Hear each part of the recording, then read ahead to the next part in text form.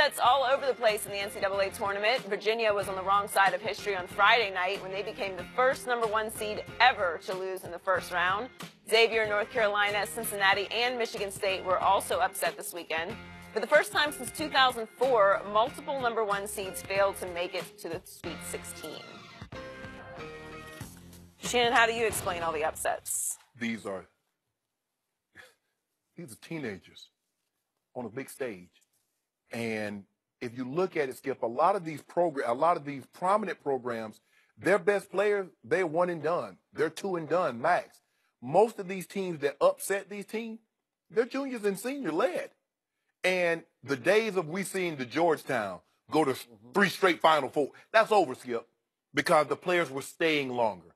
It's hard to build a program when you get into Kentucky, one and done. You know, if you go to Kentucky, their starting 5, Skip, they're gone. Duke starting 5, they're gone. They got a senior in Grayson Allen. But for the most part, Cal's doing a pretty good job once again of molding those 5 kids into something that's pretty good. And it's laid out for he's going to probably have to be a 13 or 16 or 12 to get to the Final Four. But that's what happens, Skip. These Power 5 teams, they have got most of their best players are freshmen. And you're asking an awful lot. And this is what we love about it, Skip, because now we get an opportunity to see. My team was never going to play North Carolina or Duke or Kentucky in the regular season. But in this, when they don't know really a whole lot about us, I know you watch tape, but you're not paying attention to UMBC. As a matter of fact, our wardrobe, Autumn, she said, take them over Virginia. I said, give me the sheet. You don't know what you're talking about. Where you go, Autumn? Autumn McGillicuddy. That's her name. History. Yeah, she's making history. Wow. But anyway, I told her to get my sheet because she didn't know what she was talking about. That was the only thing she got right. But anyway, Skip, when you're dealing with young men, Skip, teenagers, anything can happen. You know this. And that's why we love March Madness. That's why they call it March Madness. Because on any given Thursday or Friday, any given Saturday or Sunday, the unknown can happen. And we see it over and over. And you're going to start seeing it more and more. You might see it even more, Skip, because guess what? If they change this rule that the best college freshman's not going to even come, hey, you're going to get it. You're going to get it right upside the head. I like it. I was upset. Carolina lost. You know I'm a Tar Heel fan. And you know what made it even worse? Roger Federer had 3 match points on his racket against Del Potro, and he lost. So? What does that have to do with this? Because it was a bad day for me yesterday. That's why I was hungover. I knew something like this was going to happen. That's why I was hungover from Saturday. You don't even drink. I'd had some Jameson. LeBron James. Oh, my bad. Yeah. You were hungover on water? No. Water? Don't worry about it, Skip Davis. I was disappointed that my team lost. Your team lost. Your team didn't even make it. Who's my team? Vanderbilt, your team. Yeah, exactly. Had a bad year. Bad history. So you're right. It becomes parity, hilarity. That's what it is. I have always loved March Madness. I've never been able to pick March Madness because my golden rule has always been the more you know about college basketball, the worse your picks will be. You're exactly right. And yet, as much as I love watching these games, I watched all weekend, I accept it for what it is. It's unfair what they do. It's wildly exciting for all the wrong reasons because the format is wildly unfair. Because you throw 2 teams together, do or die. It's not a 7-game series. This is it. One or done. And they throw them together in Boise, Idaho, or Wichita, Kansas. And the starting times can be from late morning to real late at night. Correct. And the shooting backgrounds in the weird arena could be not to your liking. Yeah. And the refs you've never seen before. And the games are too short for me because I like the length of an NBA game. These are 40 minutes versus 48, and they're over in a blink. It's like I look up and I say, wait, there's only 4 minutes left in the game? It's like it's gone, and 5 fouls to 6 fouls is a huge difference because inevitably some star on one of these college, the top-rated teams gets in foul trouble because if you get 2 fouls in a college game, you out the first half, and now you're in trouble. Yeah. You're going to be in trouble the whole game, and that's what happened to Carolina. Luke May picked up the early foul, and he had to go to the bench. And the reffing can be very amateurish, where you're just saying, what was that? And it can degenerate. Most of these games degenerate into a 3-point shooting contest. So I can just show you the numbers. Yes. So Friday night against Virginia, UMBC. I had to look up what it stood for because I didn't even know. I'm sorry. I didn't know. But they make 12 of 24 threes. That's 50%. Yeah. That will work. Meanwhile, Virginia makes 6 of 22. That's 27%. That will not work. Right. So on the biggest stage, biggest moment, you just gag. I think the thing is, All won't fall. we're used to seeing upsets, 1 point, buzzer beaters.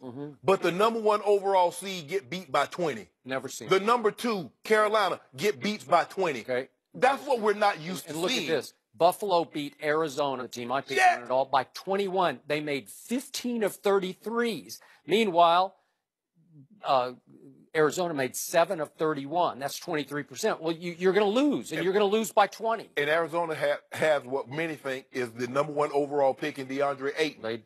But it just goes to show you, one team gets hot, Skip, Yep. and there's nothing you can do. Yesterday, Texas A&M makes 10 of 24 threes. That's 42%. Your guys, Carolina, made 6 of 31. That's 19%. You're going to lose. You're going to lose. You're just going to lose. I'm sorry. Yeah. And even Syracuse, Michigan State. So a lot of people have a trendy pick to make it to the Final Four, Michigan State.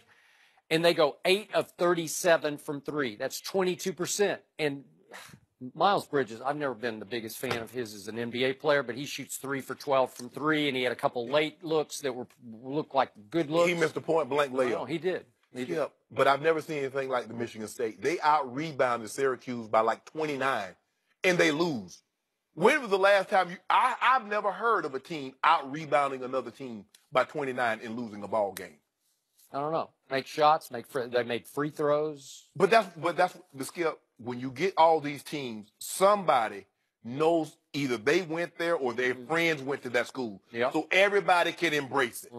So it's not like I don't really care, because when it comes to like football, I don't really care who wins. Yeah. I'm just who you for. I agree. But in this, somebody can embrace it. So Michigan survived and won a game against Houston and Kelvin Sampson. Foul too. Yeah. Well, but they had no business winning this game. So their backcourt player, Charles Matthews, who's a third-year player, he fouls out. So you have to throw in a freshman named Jordan Poole, who didn't start a single game all year, who went 0 for 9 from 3 during the Big Ten tournament, and he winds up with the ball in his hand, and it's like an NBA 3. Yeah. And he just rips it as clean as you could rip it, and the game's over. And he's like, what did I just do? Right. I'm convinced a lot of these kids grow up watching March Madness, and every year we see so many buzzer beaters, it gets instilled in you. This is what happens. Right. Like it's like supposed to happen. Self-fulfilling prophecy. That if you got the ball in your hands in an NCAA in a March Madness game, and the clock's ticking down, well, you're supposed to. You've been watching it your whole life. Shoot your shot. Yeah, shoot it. It'll go in. Yeah, Everybody thinks it will go in. So what drives the popularity of March Madness are the office pools. You mentioned Autumn. So inevitably, there'll be a man or a woman in the office who hasn't watched one dribble of college basketball the whole year. Right. And you're better off picking out of a hat. Just pick the names out of a hat. You'll have a better I used to be good at it, Skip. I used to be real good at picking it. I picked my friends, Sweet 16. Yeah. I get the Final Four, Lead 8. Then what happened? I don't know. I started studying it. I started trying to be like study. Yeah.